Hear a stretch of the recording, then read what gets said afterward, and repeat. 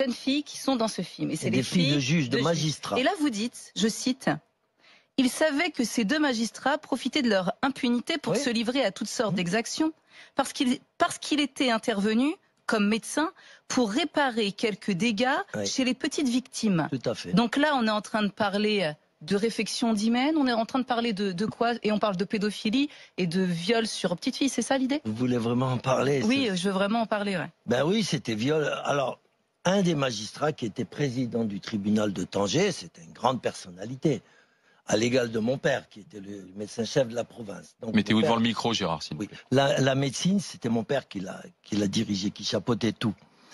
Et ce président-là, il avait 8 esclaves chez lui. Des petits esclaves de 8 ans à 13, 14 ans. Et il les violait quand il voulait. Voilà. Et quand il faisait trop mal et tout, il appelait mon père. Quand il y avait des points de suture à faire, il appelait mon père. Mon père venait... Ah oui, mon père venait lui-même personnellement pour que les infirmiers et tout ne le sachent pas. Donc c'est mon père qui s'en occupait. Mais à contre-cœur, mais il était bien obligé. Mais là sur ça, justement, précisément, les temps ont changé. Ah, au Maroc, je suis pas sûr. Hein. Ah non? Oh non, ah non. À partir du moment où c'est le pouvoir, on protège. Ça c'est sûr. Ça c'est sûr. Sauf qu'il y a eu un moment où Hassan II a réagi.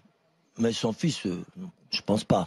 Il a réagi, Hassan II, il a mis un peu tout le monde en prison. Il y avait à Tanger un monsieur qui s'appelait Michel, un grand gangster, qui avait un bar, grand gangster, entre parenthèses, qui avait un bar là-bas et puis il vendait les petits-enfants à des grandes personnalités, notamment de la famille royale anglaise. Et parce que le prince Moulay Abdallah, qui était frère du roi Hassan II, était aussi homosexuel et pédophile. Donc à un moment, le roi en a eu marre, il a dit bon, tout ça, ça suffit. Il a renvoyé son propre frère qui avait violé 6 enfants et qui les avait fait tuer à Rabat.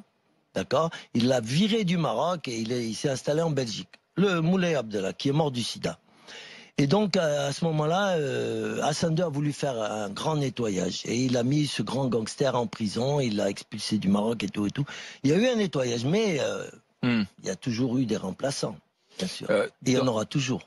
La pédophilie au Maroc, elle est omniprésente partout. Et il ne faut pas dire que c'est la faute du tourisme sexuel. Ça, c'est un grand mensonge. Voilà. Et pourquoi est-ce qu'on n'en met pas Il y a certaines régions du Maroc, comme Tanger ou Marrakech, où ils ont ça dans le sang.